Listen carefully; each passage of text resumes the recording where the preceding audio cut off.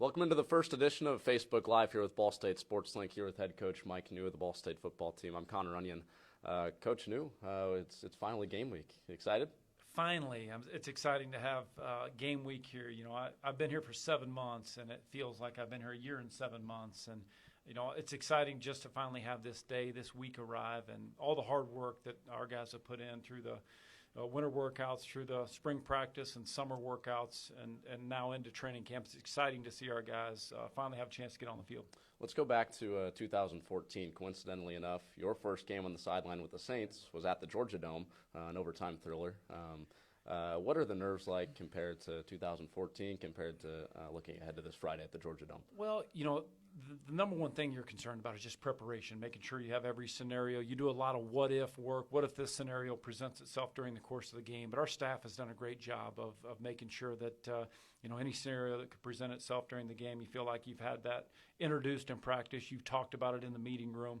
And preparation is the key to success. So I'm excited for our guys to go out there, all the hard work. You know, we've emphasized playing fast, practicing fast, and you play the way you practice. And without any preseason games, I'm excited, and the hard work that our guys have put in each and every day, I'm excited to see them go on the field Friday night. Since you've come in, with you being a former quarterback, Joey Lynch being a former quarterback, there's really a feel of a quarterback culture within this program, not only for Riley Neal, your current quarterback, but also with quarterbacks of the future. How can that kind of aid the development at that position? Well, you know, first and foremost, you look at a guy like Riley Neal, and I'm going, whoa, this guy's got some talent here. I wish I had half of his talent, but not only, you know, for a guy that big, 6'5", and to see the way he can throw the football, the part that really impresses you is how well he moves, and he's such a weapon when he pulls the ball and takes off running in the open field. But Coach Joey Lynch does a great job of preparing him in the meeting room. I'm excited. You know, Joey, he and I talk often. I'm like, you know, he'll go into his office, I'll go into my office, we'll get together, and it's, you know, all of a sudden we share the same thoughts. So, you know, Joey's a great young offensive coach. He's got a bright future ahead of him.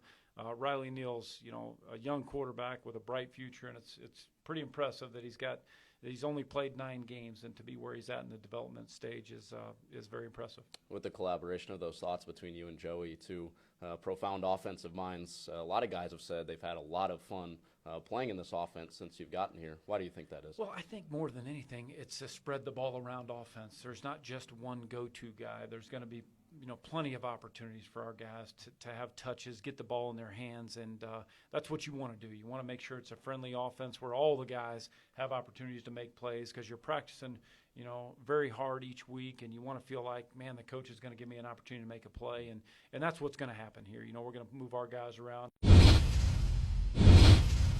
It's a fun offense, and I can't wait for us to get going here. Mm-hmm. There's a lot of continuity on the offensive side of the ball, especially at the skill positions. But, you know, with some familiar faces in there, obviously it's an established group, but what improvements would you like to see those guys make at the receiver position and in the backfield? Well, I think more than anything, you talk about our receiver group, you know, Kevon Mabon, but then you look at guys like Jordan Hogue that's had a great camp here, you know, Corey Lockenary, Devin Reese. You mentioned our running back position group. We got 4 running backs that'll be on the field against Georgia State, and that's exciting to have, and sometimes there'll be 2 or 3 at the same time on the field. So I feel good about our skill guys and the positions that we've been able to put them in during training camp. Our tight end group, you know, I've come from an offense in New Orleans that you see the tight ends catch a lot of balls, and that'll be the case for our guys. You know, our 3 tight ends that are upperclassmen, we got a couple of young guys that are going to be great players also. But, you know, I like that group of guys, and they're going to have some opportunities to do a lot of good things. Let's flip sides, talk about the defense a little bit. And I know I'm sure you're sick of hearing the question, you know, will this defense improve from last year? But why do you think this defense, with some new faces, with a few adjustments schematically, why can this defense surprise some people? Well, I love our defense. I'm going to say that to you.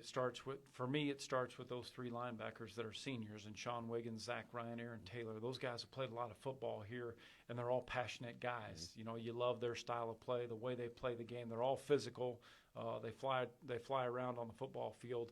But the buy-in factor that Coach Doust and the defensive staff has done a great job with this group of guys of, you know, practicing, preaching, running to the ball, forcing turnovers, being fundamentally sound. And, you know, I love the way our defenses practices each and every day. They are up for the challenge. Yes, they have a chip on their shoulder because they're tired of hearing about what happened a year ago. So I expect Josh Posley and Anthony Winbush, those guys to get some pressure on the QB this year. I know they're up for the challenge, and I'm expecting big things from our defense. You talked about your linebacking core and some of the stability there.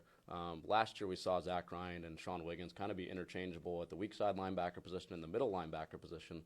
But why did you guys as a staff kind of feel that Zach is more suited for the middle linebacker spot and Sean at weak side linebacker? Well, I think when Coach Doust and the defensive staff studied the tape on the players that were returning in our program, they felt like they were at the best fit for those players at the respective positions you just mentioned. So, I think once we established that and the way those guys worked every day, you started to see the consistency. They started to really gel as a defense. And I think when your role is clearly defined like that, it certainly helps you as a player. Of any position on the football field, no matter what team it is, no matter how much depth you have, it seems like there's the most fluidity at defensive line. 85 to 100 snap game, you could see 7, 8, 9 guys. How confident are you in the depth at that position looking ahead to this week? Well, I'm very confident in the depth. And yes, you're right. When you're playing 85 to 90 snaps a game and you're a big defensive lineman that you're asking to rush the passer with relentless effort, yes, you're going to get tired. But our strength and conditioning staff, Coach Armour, Coach Fakes have done a great job with those guys. The conditioning after practice, we try to practice fast as much as possible during practice to help prepare our guys for what it's going to be like in the fourth quarter when you're tired. You're trying to find that little extra oomph, if you will, because most games are decided in the fourth quarter here, and we want to be fresh in the fourth quarter so we can feel great and force an offensive lineman to have perfect technique in order to slow us down. Well, Coach New, thanks for your time. Let's hear from one of those defensive linemen you just mentioned, Anthony Winbush. SportsLink caught up with him earlier on this week. Here's what the junior defensive lineman had to say to our crew.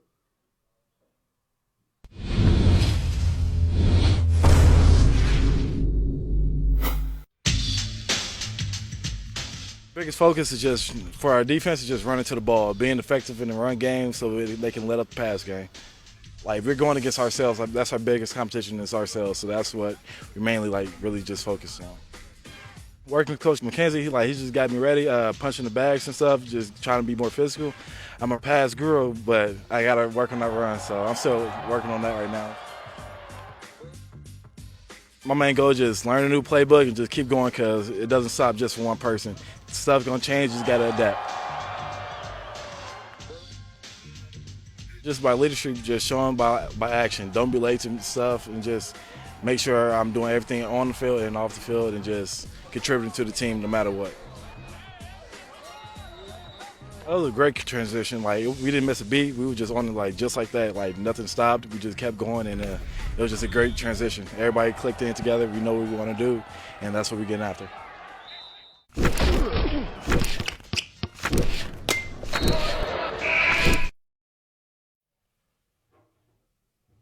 We're back here on Facebook Live, Ball State Football Edition, now here with senior wide receiver Kevon Maybon. I'm Connor Runyon.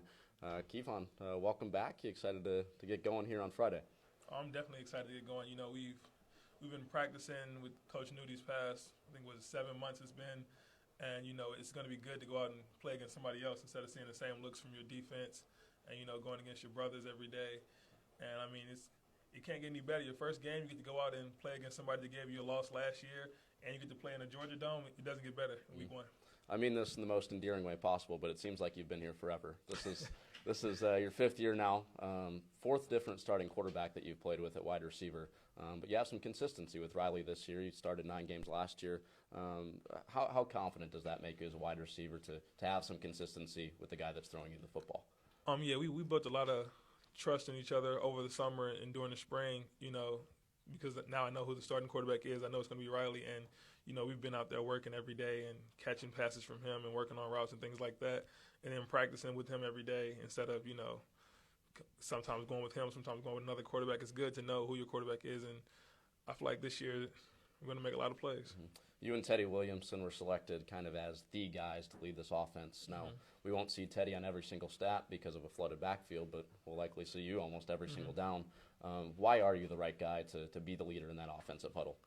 I just think with my body of work, and my leadership capabilities, I've been here for, like you said, this will be my 5th year, and I came in and I played as a freshman, so I know what it took when we went 9-4, and then I was on the 10-3 team before I got hurt, and then I've been through the lows of the 5-7 and the 3-9. So I know what it takes to be good, like we were in those two good teams, and I know what things we did those past 2 years that made us bad. So I feel like having those two mixtures and then being somebody that actually produces on the field, it's good for the young guys to look up to. You mentioned how you've been through some of the more volatile moments with this program over the past 4 years. What characteristics does this team, the 2016 team, have that are maybe somewhat comparable to two of those bowl teams that you played on? Just the energy we bring every day. Like we go out and we compete every day, which is something I feel like we lacked a little bit the past couple of years. And guys are having more fun this year. We're buying into all the new systems that we have, and I just feel like there's a lot of energy from going around the program. You're with senior wide receiver Kevon Maybon, week 1 coming up on Friday at the Georgia Dome with Georgia State. Now you're a St. Louis guy, and some big news in St. Louis with the football culture there over the offseason. The Rams left town. A little bit of disappointment there? I mean, I guess you can say I'm naturally a Rams fan because I'm from St. Louis, but my favorite team is the Cardinals, so when the Rams left, it really didn't affect me that much. So, I mean, it's whatever. Your Cardinal ties have anything to do with being a Ball State Cardinal?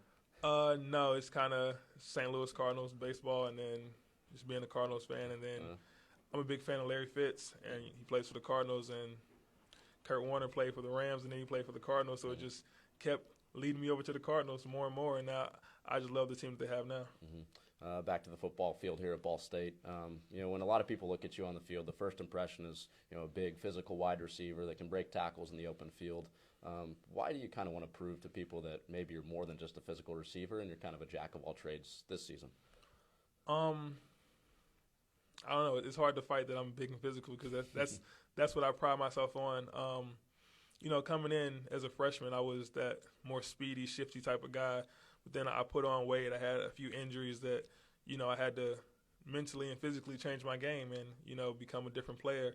And I still have some of those old tricks where I can make people miss an open field and I can still separate from people. So if you want to just think that I'm just big and physical, you can think that until you get ran by or, I make you miss an open field. Now you've accomplished a lot of things here in your time at Ball State. All MAC selection last year, captain this year, but you also got your degree last May in criminal justice. Where does that rank as far as all those accomplishments on the field are concerned?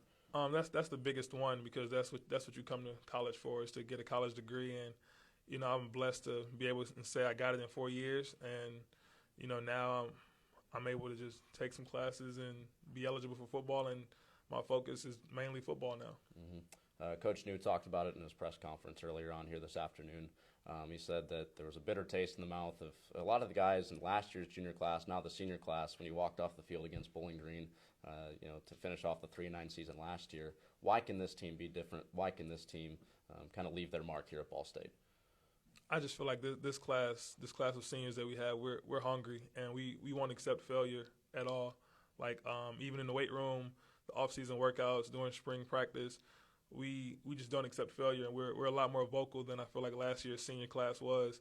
But they were a good senior class too, but I just feel like we have guys now that are willing to step up and play for the seniors, and we have guys that, like I said, we've been through the highs and the lows, and we just know what it takes, and we're going to try to put that throughout the whole program. Now, how old were you when you played your first football game? In college or?